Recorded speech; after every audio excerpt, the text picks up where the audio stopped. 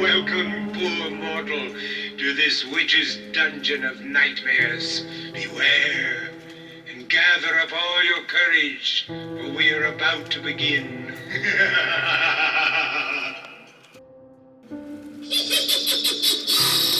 Come closer to the cauldron, dearie. Oh, Zenobia's brewing a delectable concoction. Oh, how delicious. Hurry now, drink every drop. The blossom of youth is yours forever, with a beauty sleep of centuries to come.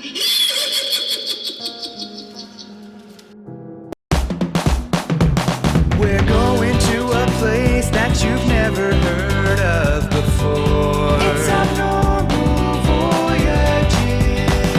You're gonna learn something new. We're gonna open new doors. It's Abnormal Voyages.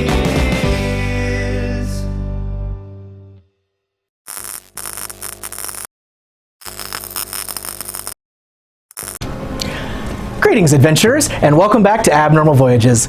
My name is David, and today we find ourselves in Plainville, Connecticut at the Witch's Dungeon Classic Movie Museum. We're actually here with the creator and founder, Mr. Cortlandt Hull. How are you doing today, sir? Great. Well, thank you so much for having us. Oh, you're welcome. Yeah, we love the location. Would you like to tell us a little bit about it? Well, how it all started was because I used to make the little model kits. They're only about 8 inches high, the Aurora model kits when I was a kid, Okay. of the classic monsters. But they're only 8 inches high. I wanted them life-size. So when I was 13, well, actually when I was 12, I got the germ of the idea, wouldn't it be great to have a museum related to the classic movie monsters? And I was a weird little kid, which... Those are the best kinds. Are you surprised?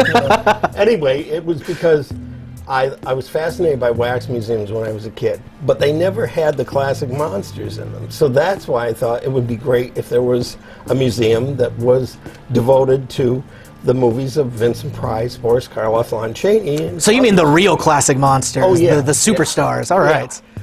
If it wasn't for them, we wouldn't have horror films today. They were the pioneers. Yeah.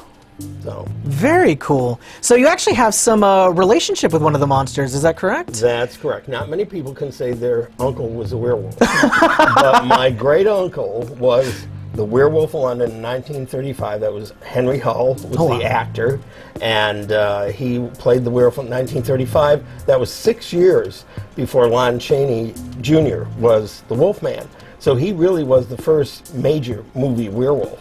That is incredible. Yep. My uncle doesn't even have hair anymore. He's got to wear a wig, so nowhere near being a werewolf. Well, you just don't be around me when the moon is full. Fair enough. Thanks for the warning. But you need this moonflower. That'll protect you. So I see this lovely lady behind us here. Yes. What can you tell us about her? Well, that is Zenobia the Gypsy Witch, and she's my creation. I started her when I was a kid, 12 years old, before I started the museum. I made her out of paper mache, but over the years, as my artistic ability developed, she got facelifts. So she looks much more elegant now, as you can see, than what she looked like back then. But then a few years later, I got to know June Foray, the voice actress that's best known for Rocky the Flying Squirrel. And so she does the best witch voice of anybody. So she agreed to do the voice of Zenobia. Oh, that's so cool. And of course, June does the voice of Witch Hazel in both the Donald Duck and the Bugs Bunny cartoons. So she's definitely gotten around as a witch. Oh, yes. Don't tell her I said that. That's. But was a very sweet lady. She passed away a few years ago, but she's a very sweet lady. Well, it's cool that we have this monument kind of tour here and people can still come and enjoy her. And she loved it. So, as a matter of fact, we made a smaller version of Zenobia for her, and she always had it on her table anytime she was being interviewed. So, if you look on the internet and you see interviews with June, oftentimes you'll see a little version of Zenobia next to her. Oh, that's awesome. I'll have to go back and check those out. Yeah. So, all right, your uncle, outside of it, because we're just going to assume he's at the top. Yeah. Who would you say is your favorite classic monster? This is tough because there's several. As you may have noticed when you took the tour, Boris Karloff is one of my all-time favorites. Well earned, I think. Karloff. And, of course, the Frankenstein monster and the mummy. But ever since I was a little kid, about 7 years old, my folks bought me an 8mm film print of Phantom of the Opera. So the Lon Chaney Phantom of the Opera has always been, I'd say, near and dear to my heart. I love the story. You know, it's the unrequited love with Christine, and just the elaborate costume that he wore as the Red Death. It's a great production, and even as a little kid, I was just fascinated by it. Very understandable. And after seeing it back there, incredible. I love all the detail. Thank you. So you guys recently moved into this location here, right? This is kind of a new one for you? Yeah, we've been here just about a year. Okay, so you're actually switching over. I know you used to only be open once a month, or, Yes, right? during October. And now it's kind of a more of a year-round thing. Oh, absolutely, because what we're doing now is we're doing special events, like starting in Thanksgiving weekend to New Year's, we're going to have the Monsters Holiday. Oh. Which the idea came to me from the Bobby Boris Pickett song. It was actually a Monsters Holiday song. And later it was recorded by Lon Chaney Jr. But the great thing about it is we take all the sets, all the figures, and we deck them out for the holidays. And then around the base of the figures, we have vintage toys from the 50s, 60s, and 70s of monsters and sci-fi characters. Wow. So it's really something to see. That is awesome. I can't wait to see what you guys come up with now that you have the whole year to work with. Oh, yeah. And it's not just going to be, you know, that kind of 1 month. We also do Dracula's Valentine. Because Dracula was released on Valentine's Day. Really? Yes, February 14th. What could be better? What a romantic movie. He is. What can I say? He likes to nibble. Just what you want in a date, right? That's right. Now, when it comes to putting this together, you actually had a little bit of help from some famous friends, right? I think you were saying Vincent Price actually lent a little help here? Yeah, Vincent Price does our voice tracks at the beginning and the end of the tour.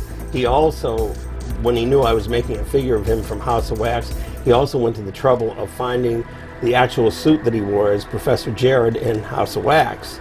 So, I mean, he was a great, great friend, and we knew each other for almost 20 years. So he really loved what we were doing here.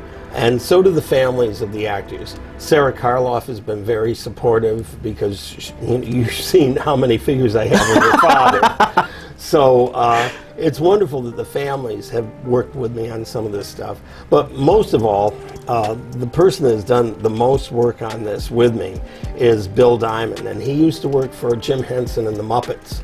And he's created all the background sets that you see in the Witch's Dungeon. We work together, but he actually creates the sets. And they're quite elaborate. Wow. And then another friend of mine has been helping recently, Steve Matthews, and he goes by the name of Argyle Gouldsby. He's a rock performer. But he loves this stuff, and he hasn't been able to go on tour for the past year or so. So he's been working with me on this stuff. And so, you know, I have some really talented people that work with me, and it's just, everybody loves working on this because it's like keeping the legends alive. And I think that's worthwhile, and bringing it to new generations that may not have seen some of these films. Right. It's kind of almost a lost art form. So it's nice that you guys are keeping it alive, and they're not all looking at these just CGI overproduced things. And that's the problem. I mean, this I feel was genuine artwork. Not to take away from digital artists. Right, right. But this was actually sculpting, painting, herring. You know, I mean, it's real. It's something tangible that you can see. And I know a lot of the visitors that we've had come in here and they say, gosh, I never thought I'd see the real piece that was used in that movie. And, you know, that's really nice to be able to present that to them. Absolutely. And I think they'd all be very proud of what's going on here. Oh, yes.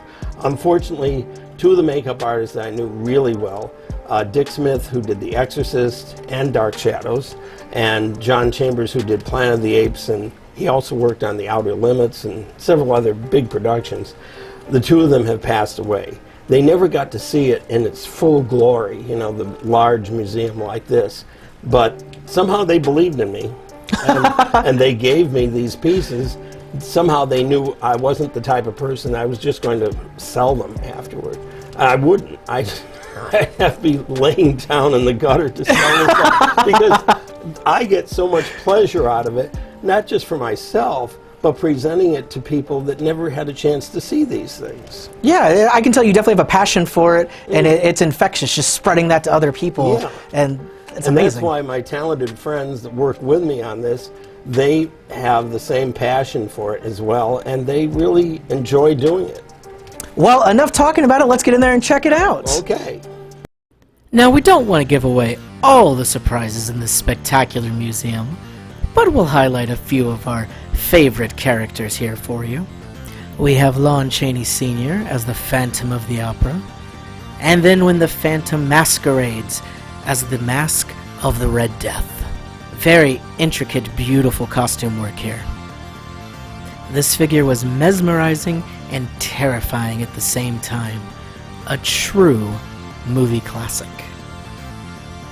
Moving on from the Opera House, we visit with Bela Lugosi as fan favorite Dracula. Every part of this vampire king was here, including his gorgeous ring. Dracula wasn't the only one to look out for, though. Count Orlok was nearby, lurking in the shadows, as portrayed by Max Schreck. Nosferatu is certainly one of the spookier vampire movies that exists out there. Next up was a visit to Frankenstein's lab, where we were treated to the sight of Boris Karloff portraying the monster. He's here about ready to come to life. Everything's in place. The abnormal brain is on the table. The electricity is flowing. It's truly a night of miracles, wonders, and horror.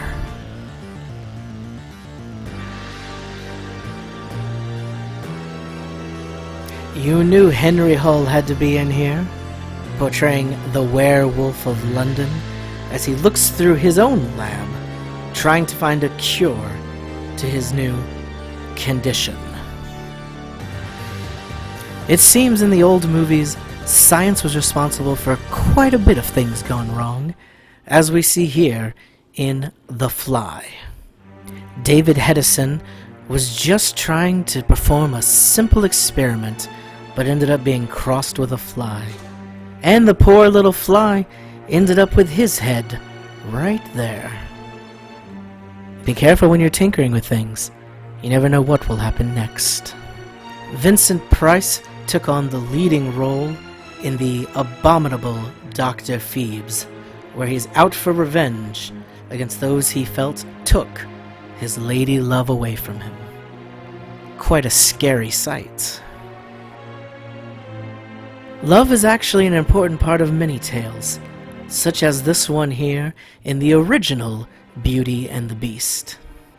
Jean Marais played the Beast and wore this very intricate costume where each piece of hair was done one by hand, much like this example here. Quite a stirring tale.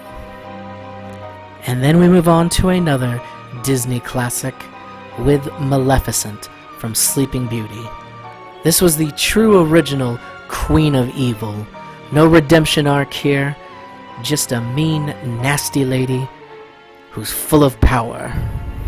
You definitely don't want to cross her. Boris Karloff and Lon Chaney Jr. both starred in the original production of The Mummy, a cautionary tale about why sometimes you shouldn't go around digging things up. You never know what may be lying in those tombs. It was amazing how well done these looked, right down to the spider webs that covered the sarcophagus. Another Boris Karloff classic was where he played Professor Lampini, and in this tale, he actually comes in possession of the bones of the one and only Dracula. Peeking inside the coffin, you can even see the stake that slay the vampire. One that may be a little more difficult to spot is Claude Rains as the Invisible Man. I really enjoyed this one. It was probably in my top 3 of monsters that we got to see. Well, kind of got to see. From the depths of the swamp rose the creature from the Black Lagoon. Portrayed both by Ben Chapman and Rico Browning, depending on if the monster was on land or in the water. This is a very impressive creature. He looks like he's ready to just jump out at you. And though Werewolf of London may have been the first werewolf, he was certainly not the only one. This is Lon Chaney Jr. portraying the one and only Wolfman. Now, besides having some top-notch figures to look at here, the Witch's Dungeon also has several props actually used in movies. Let's see what we can find out about those. So this is the movie makeup and prop room, and it looks like you actually have a lot of stuff from movies, right? Oh, we do. These are actually makeups or movie props that were used in films. And how many people get a chance to actually see some of these pieces? Now, among them is the E.T. that was used in the bike riding sequence, and that was the original that was used in it. Sad to say, Universal doesn't even have the molds on this anymore. What? Because they didn't keep the original pieces. They just tossed them after the film was over with. And that's such an iconic movie. You'd think they'd hold on to that. So they re-sculpted it. So what you see are re-sculpts, but this is the actual one that was used in the bike riding sequence in the long shots outdoors.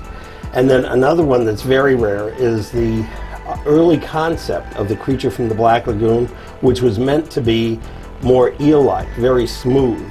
And then, of course, they realized after they made some film tests that it needed more detail and fins, and you know, so it just to kind of pop off the screen. Yeah, and it really bounced after they redesigned it. But that was Millicent Patrick that worked on that, and she was the designer actually of the creature from the Black Lagoon. The one that got credit because he was head of the makeup department was Bud Westmore. Mm-hmm. But Millicent Patrick designed it, and Chris Mueller and Jack Keevan were the one that actually sculpted it. I just like to keep the records. And then, of course, we have a headpiece of the Frankenstein monster that was recreated by Dick Smith, who was best known for Dark Shadows and The Exorcist. And the photograph that you see in back there is Boris Karloff with the actual head that you see here. And that's what that head was made for, this rare photograph of Boris with the monster way back in 1962. Wow. So it's amazing that it lasted all these years. Yeah, that it was actually there with Boris. That's fantastic. Yeah. So then up on top of our other case there, we have one of the sculpts of the Martian from Mars Attacks. And this was so that the CGI animators could use it as a guide so they could see him from all various angles. Make sure they're getting all those little nooks and crannies of that brain. Yeah, so they could really see the detail in it.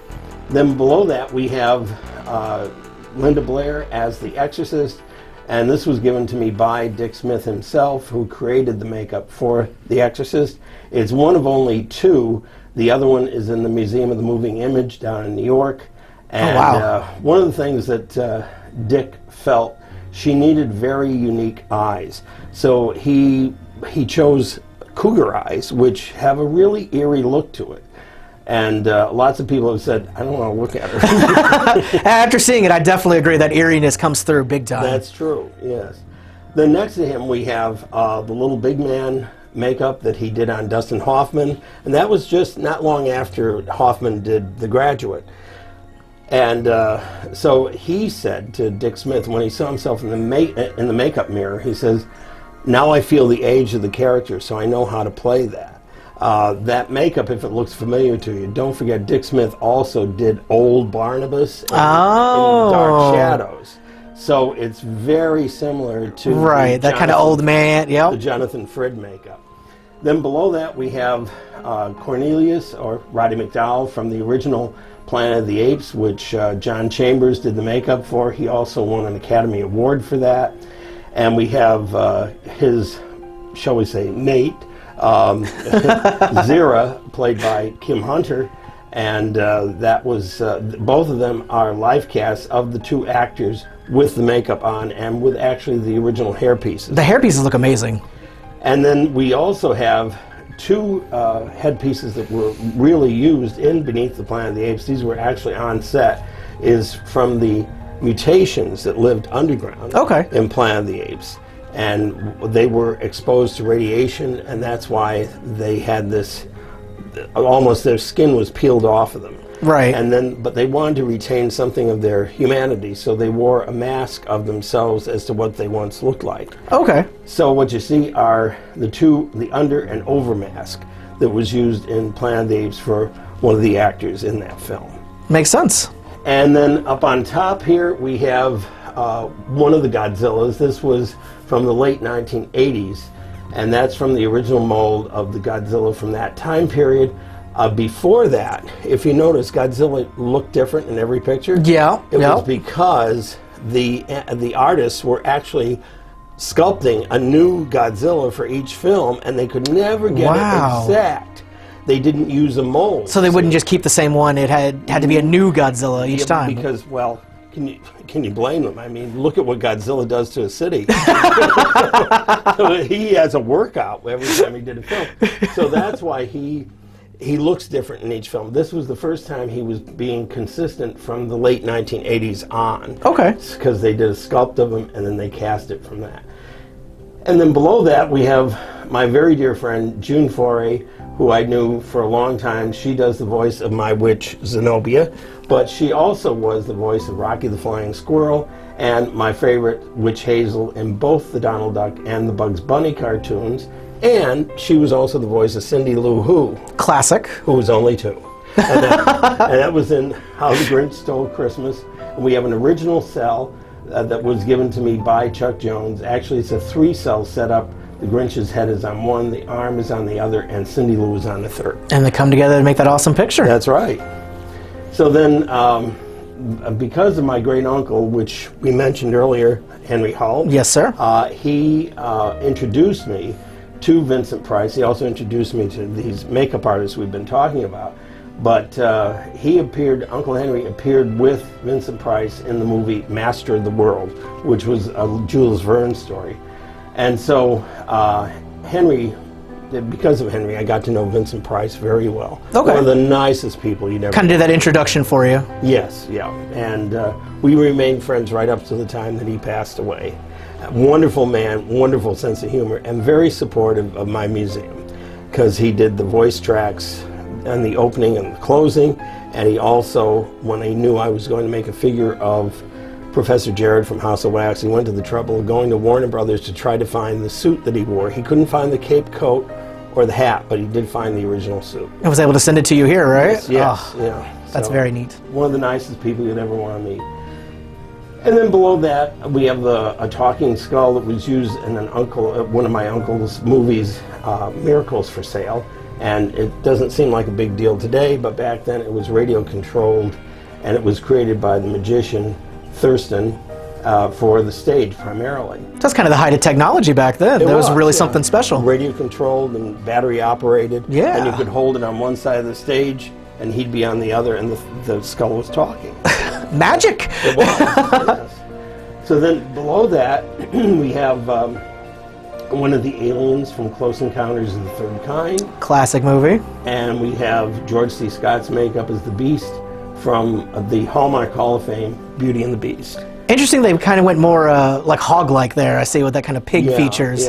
Yeah. Well, not uncommon because of the fact, not too long before that, John Chambers had done Island of Dr. Moreau. So it has similarities to understandable to one of the characters in Dr. Moreau. And then over here, more or less my pride and joy, because this is the oldest prop that we have in here.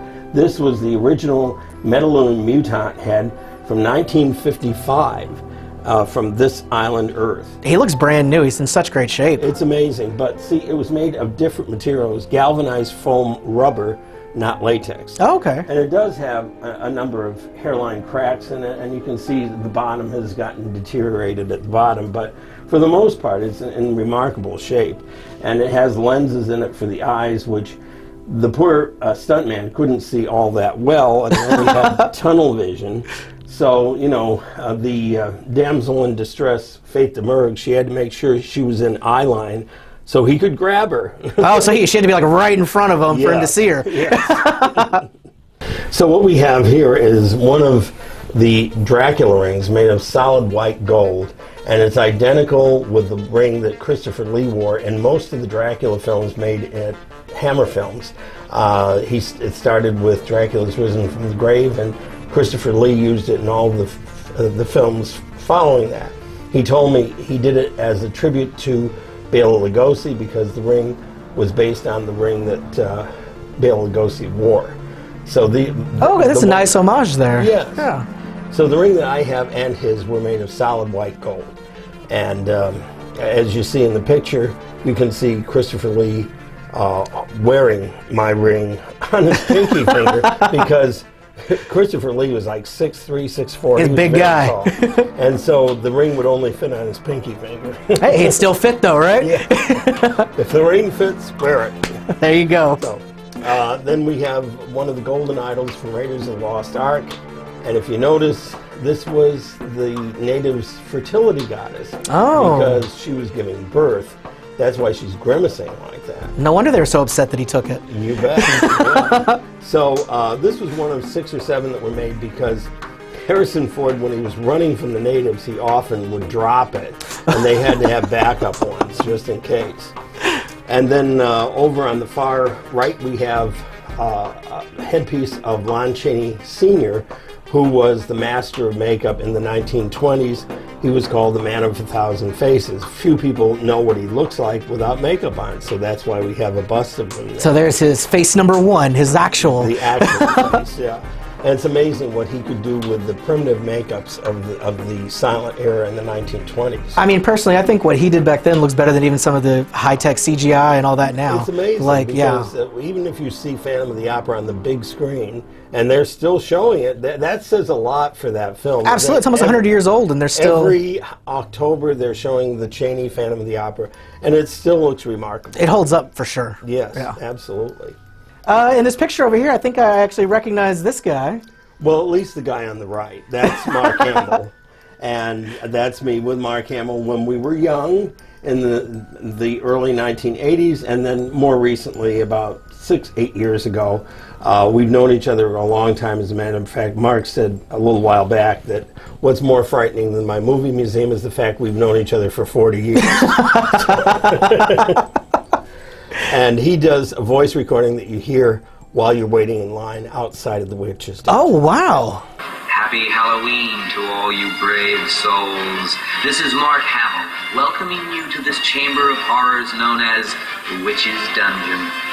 Your turn to enter this maze of nightmares will be very soon, as the witching hour rapidly approaches. Prepare yourself with a cross, some wolfbane, and a clove of garlic, as you come face to face with more ghastly creatures than any angry villager ever drove a stake through. So I see this really interesting character here in the middle, but I don't think I actually recognize him from anything. What is that? Well, that's Lon Chaney Sr. again as the vampire in London After Midnight, which, sad to say, is a lost film. It was made in 1927. Sadly, MGM had a fire in their vaults, and the negative and all the prints were in there of London After Midnight. So it's destroyed as far as anyone knows. Not unless a print shows up in Europe somewhere. They'll just stumble across it and be like, oh, is this what you were looking for? It could be. You never know. Generally, it ends up in Czechoslovakia. Well, fingers crossed that it turns up someday. I hope so. Because that character looks very interesting. It's a great looking character, yes. Well, this is all absolutely fantastic. Thank you so much for having us out. Oh, you're very welcome. Is there anything you'd like to say to anybody about the museum? Or? Well, be sure to come if you're ever near Connecticut and look us up on our website, which is preservehollywood.org, and we'd love to see you. Fantastic. Well, thank you so much, sir. You're very welcome. Have a very spooky holiday season. Okay. Well, that's all the time we have for today, adventurers. Thanks for tagging along and learning a little bit about all this movie magic. My name is David, and this has been Abnormal Voyages. We'll see you next time. Ah, there you are. I see you have survived this maze Until we meet again, good night and pleasant dreams.